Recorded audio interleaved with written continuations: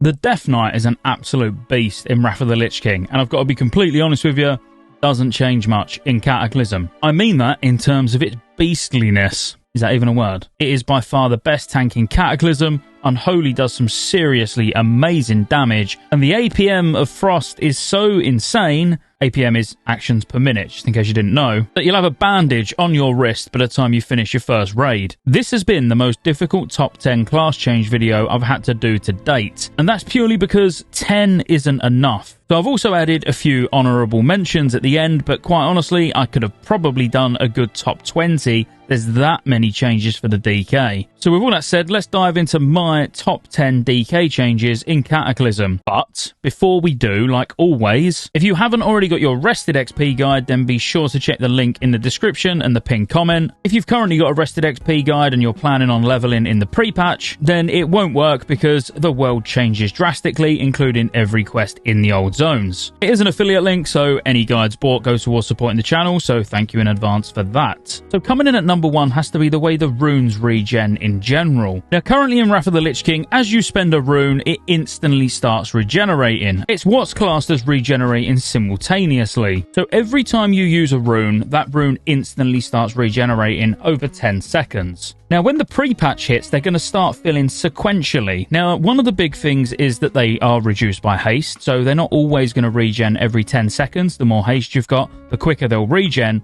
but they also regen sequentially. So the best way to think of it is, at the moment in Wrath, you've got 6 runes all regenning individually on their own. Now you're going to have sets of 3 always regenning. So if you use a Frost, a Blood, and an Unholy rune, then you use another Blood, only the first Blood, Unholy, and Frost will be filling, and as soon as that initial Blood rune is finished, the second Blood rune will start filling. So they will always go in order. Likewise, if you was to use 2 Frost runes, the first Frost rune will start regenning. As soon as that's finished, the second rune will start regenning. Now, on the face of it, this might seem like a nerf, because you're like, well, actually, I'd prefer it if all my runes were just regenning at the same time. Now, originally, the reason this system was changed was to make life easier to get back on track without 6 separate runes now out of sync from the standard rotation. So basically, it would allow the rotation to be a bit more forgiving. But as we work our way through this video, you'll realise that actually some of those big abilities that used to cost 3 runes, for example, only now cost 1, and there's extra procs which give you runes back, which you've never had before. So actually, you are generating runes incredibly fast, and it feels like a fast-paced spec to play, no matter whether you're Blood, Unholy, or Frost. When it comes to any resource system, it takes some getting used to, but I honestly don't see this as a negative change, and I think you'll get used to it very quickly and actually really start to enjoy it when we talk about number 2. And number 2 on the top 10 changes is Runic Empowerment. Now, this is a brand new ability that's going to come in the pre-patch. Not only does it spice up the playstyle of every spec of DK, it just makes it so fun to actually play a DK, because up until now, there's no way to force runes to regen outside of using Empower Rune Weapon on a big cooldown being 5 minutes, but empowering your Rune Weapon, immediately activating all your runes and generating 25 runic power. But that's nothing new. You know about that already. But up until this point, this is the only way you would get runes back. Well, now you're going to have Runic Empowerment, where when you land a damaging Death Coil, Frost Strike, or Rune Strike, you have a 45% chance to activate a random fully depleted rune.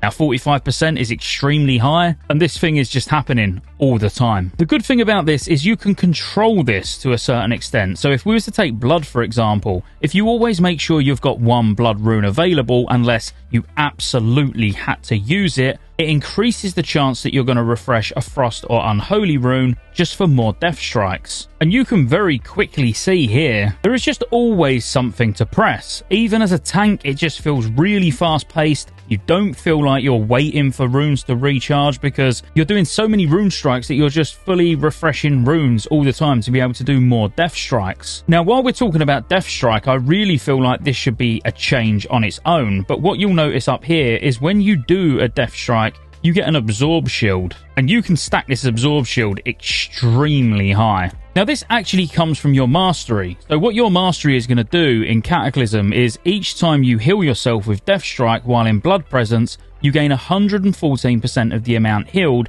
as a damage absorption shield. Now, each point of mastery increases the shield by an additional 0.25%. So if you stack mastery through the roof, it's just the bigger that absorb shield can be. But back to runic empowerment. With being able to refresh your runes so fast, it just means you've always got something to press. And as an unholy DK, you actually change how runic empowerment works in your talents. You're going to take runic corruption, which doesn't just reduce the cost of your death coil by 6, but it also causes your runic empowerment ability to no longer refresh a depleted rune, but instead to increase the rune generation rate by 100% for 3 seconds. Now you'll see this up a lot because you're going to be using lots and lots of death coils thanks to the sudden doom talent, so your runes are just going to be refreshing like crazy. Now overall, this one single passive ability that all specs of DK are going to get in Cataclysm, or well in the pre-patch, just changes up the way all 3 specs play, but in such a positive way. Almost as positively as what comes in at number 3, which is another new ability you're going to see called Outbreak. You unfortunately won't have this in the pre-patch because this is what you're going to get at level 81, but this changes up the way all 3 specs play as well. As a blood tank with Outbreak and Epidemic, you'll no longer need to ever manually put dots on a target, because when you go into blood, you're going to get Veteran of the Third War, which is a passive that increases your total stamina by 9%, your expertise by 6, and reduces the cooldown of Outbreak by 30 seconds. Now, Outbreak as standard for all 3 specs is only a minute cooldown, but when you put points in Epidemic, it's going to make it so your dots actually last longer than your Outbreak cooldown, so you will literally just Outbreak on cooldown and never have to manually apply those dots. The same applies for Unholy. You're going to be using Outbreak to put your dots up initially, possibly even then spread them with Pestilence, and then you're going to be using a new ability that you get called Festering Strike. Festering Strike is going to be something you will have in the pre-patch because this actually is just trained at level 64. But what it does is increases the duration of Blood Plague, Frost Fever and Chains of Ice effects on the target by up to 6 seconds. So once you've done that initial outbreak on the target, this is going to be your main Blood and Frost spender, which just constantly keeps those dots ticking. Outbreak has a bit of a less effect on Frost DKs, but still is very, very good. Because as a Frost DK, you're likely going to glyph Howling Blast, which always keeps Frost Fever applied anyway, but you will still need to manually Plague Strike. But when Outbreak's available, you will Outbreak instead of Plague Strike, and when Outbreak's not available, you'll Plague Strike instead of Outbreak. But overall, amazing for all 3 specs, because if I didn't mention already, if you want to have a look, it doesn't cost any runes at all. So being able to get those up and then instantly start pumping into the target because you've no longer had to waste runes to get the dots up is absolutely massive. Coming in at number 4 is Dark Simulacrum. Now this is another new ability that you're going to get in Cataclysm, and I consider it more of a PvP ability than a PvE ability. Even though there will be certain uses for it in PvE, most of the time it's probably not even worth the runic power cost. But how it works is it places a dark ward on an enemy that persists for 8 seconds. Triggering when the enemy next spends mana on a spell and allowing the Death Knight to unleash an exact duplicate of that spell. Against non-players, it only absorbs some harmful spells. So when you're up against a Holy Paladin, for example, and you put a Simulacrum on them just before they're about to Holy Light, you'll steal that Holy Light, and it'll also be instant. Or if you was up against a Fire Mage and they hit you with a hard-casted Fireball or Pyroblast, you'll also be able to Simulacrum that. So it is a 2-press ability. You press it once to put the ward on, and then when they cast within 8 seconds, you can then press the Simulacrum button again to fire off that ability. It's worth noting that things like Instant Pyroblast don't cost mana, so you could still get an instant Pyroblast to the face, and you won't be able to actually use it unless they hardcast something because, like the tooltip says, it has to physically cost mana. Overall, it may not be the most exciting ability, but I'm sure we're going to see some wacky stuff happen with it, so I'm quite excited to see that. While we're talking more about PvP abilities, number 5 is going to be Necrotic Strike, which is another new ability, but definitely its strongest uses are in PvP. This is another ability you're not going to have access to until Cataclysm because you're going to be learning this at level 83. But what it is a vicious strike that deals 100% weapon damage and absorbs the next X amount of healing. Now the amount of damage it's actually absorbing in the kind of gear that I've got equipped currently on this DK is 7,034, and this is pretty much in phase 1 gear, and you'll be able to get better than this. So it's quite a significant amount of healing that it's going to absorb. Now, this will literally stack up as many times as you press it. So you can see at the moment, I've pressed it 3 times, it's up to 21k now. So this can put some serious pressure on healers. The fact that it also reduces the cast time is absolutely massive and does really help in dispatching healers in arenas. I know that was a quick one, but quite honestly, there's not that many uses for it in PvE that I can think of personally, but in PvP, it's absolutely amazing. Coming in at number 6 is Ray's Ally. Now, who don't like a combat res? You won't, because it's bloody expensive. Now, on a 10-minute cooldown, 40-yard range, you can bring someone back to life. It's basically your version of Rebirth, but it costs 50 Runic power. Now, 50 Runic power is quite a lot when you think that if someone calls quick, tank, can you combat res this person? You might have not expected them to die, obviously. So if someone happens to get one shot by a mechanic and you've been pumping all your runic power into rune strikes, you've now got to get back up to 50 before you can even combat res. And if it's a healer, that could start putting pressure on the raid. So it's very expensive. There's no way of reducing the cost by glyphs, so just be ready to get 50 runic power quick, but it's still nice that you've got a combat res. I don't feel like there's a lot more to say about that. The only thing I will say about combat reses is they are limited in Cataclysm, which you might not be familiar with. So on each boss attempt in a 25-man raid, you can have a combination of Rebirth, Soulstones, Ray's Allies, but you can only use 3 of them in one fight. However, if you're doing 10-man, you can only use 1 combat res. Coming in at number 7 is actually another quick one, but it's the fact that Bone Shield is where it belongs now. Bone Shield has never been accessible as a blood tank in Wrath of the Lich King because it's very, very deep in the Unholy tree. But it's now moved homes into the 3rd tier in the blood tree. So it's on a 1-minute cooldown with 6 charges, and each damage and attack consumes a charge. While at least 1 charge remains, you take 20% less damage from all sources and deal 2% more damage with all attacks, spells and abilities. And you also move 15% faster. So it's definitely changed a fair bit from Wrath of the Lich King, having more charges and giving movement speed, but ultimately something else to make blood decay even stronger. And it's really cool. Short 1-minute cooldown, lots of charges. While you've got it up, you're moving quicker. What's not to like? For number 8, it would be the Unholy playstyle and the interaction between your Ghoul and Dark Transformation. Now, for Unholy, during Wrath of the Lich King, your big cooldown has always been your Gargoyle. Don't get me wrong, your Gargoyle still slaps, but the thing that really, really hurts is when your Ghoul has gone through its Dark Transformation. In the Unholy tree, you're going to see a talent called Shadow Infusion. This grants your successful Death Coils a 100% chance to empower your active Ghoul, increasing its damage dealt by 6% for 30 seconds. This stacks 5 times. If we go back to talking about Sudden Doom, which absolutely already exists in Wrath, kind of, it don't work like this. Currently in Wrath of the Lich King, it sits in the blood tree and automatically fires out a free Death Coil. Well, now in Cata, you have to actually use the Death Coil itself, but it's extremely important as part of the Unholy rotation, because as soon as you reach 5 stacks of Shadow Infusion on your Ghoul, you can use your next talent, which is Dark Transformation. Now, it's important to note Dark Transformation has no cooldown, so this consumes the 5 charges of Shadow Infusion on your Ghoul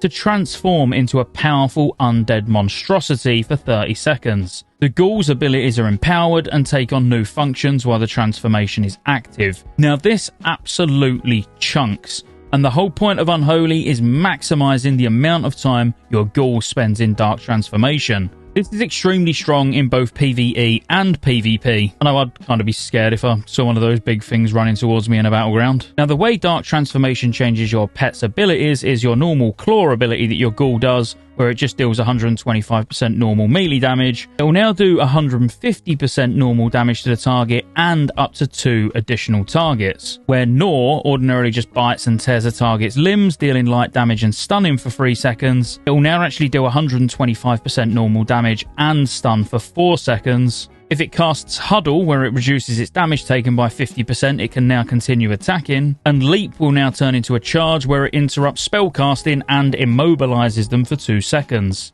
Overall, if you enjoy Unholy in Wrath, you're going to enjoy it, I would say, a lot more in Cata. Number 9 is going to be Presences. Now, I know this is quite a simple one, but I wanted to touch on it purely so you don't get confused and end up trying to tank in Frost Presence and get kind of like insta-clapped by the boss. Blood Presence is now your tanking presence, so you assume the presence of blood, increasing stamina by 8%, armor contribution from items by 55%, and reduces damage taken by 8%. This also increases threat generated, and only 1 presence can be active at a time. Now, the important thing here is improved blood presence from the blood talent tree, where it also increases your rune regeneration by 20% and reduces the chance that you get critically hit by melee attacks while in blood presence by 6%. In addition, while in frost presence or unholy presence, you retain 4% damage reduction. The important thing here, though, is the reduction of the critical hit chance by 6%, making you crit immune without needing defense, because defense doesn't exist anymore. This also means your runes are going to be regenerating every 8 seconds instead of 10 seconds. Frost presence is one that's not going to get used a lot, not even by frost decays. You may use it on AoE, but that'll be about it. And what it does is it strengthens you with the presence of frost, increasing damage by 10% and increasing runic power generation by 10%. In the frost tree, you can improve this further by increasing your bonus damage while in frost presence by an additional 4%. And in addition to that, while in blood presence or unholy presence, you retain 4% of the increased runic power generation from frost presence. And then finally, for unholy presence, you're infused with unholy fury, increasing your attack speed and rune regeneration by 15%, movement speed by 15%, and reducing the global cooldown on your abilities by 0.5 seconds. As I say, even for frost decays, you'll find you're using unholy presence the majority of the time. For unholy decays, of course, you'll be using unholy presence. And as a blood decay, of course, you're going to be using your blood presence. Unholy can improve it further as well, just by granting you an additional 5% haste while in unholy presence. I really feel like I said the word presence more there than I have in my life. But that was just a nice quick one. Make sure you know what all the presences have changed to. And finally, number 10. Something that will have a big impact on all 3 specs, but doesn't really seem a big deal on the face of it. Death and Decay now only costs 1 rune. Now, every spec will be using Death and Decay for AoE. That's from tanking to Unholy to Frost for AoE. So the fact that it no longer costs 3 runes to use and it's only 1 is absolutely amazing. Ordinarily, Death and Decay only lasts 10 seconds, but you can glyph it so it lasts 15 seconds. So on a 30-second cooldown, obviously your uptime on it is going to be very, very good. But Death and Decay has always been one of those weird ones, costing 3 runes in total, just for 1 ability. Well, now it's only 1 unholy rune. It makes it absolutely epic, and it will do loads of damage, especially as an unholy decay. You know, it's part of your standard rotation, not even just AoE for single target as well. Now, because number 10 was a bit of a quick one, I'm going to give you a few honourable mentions as well. Unholy Frenzy is now actually in the Unholy tree, where it kind of makes sense to belong. Rune Tap, where you convert 1 blood rune into 10% of your max health, now has an absolutely amazing glyph, and I would say it's more for 5-man heroics than anything else, but obviously it'll still be good in raids as well. But when you Rune Tap as a DK now, you also heal the party for 5% of their maximum health. Blood Boil for tanks now is actually massive. The threat and the damage of it is insane in comparison to Wrath of the Lich King.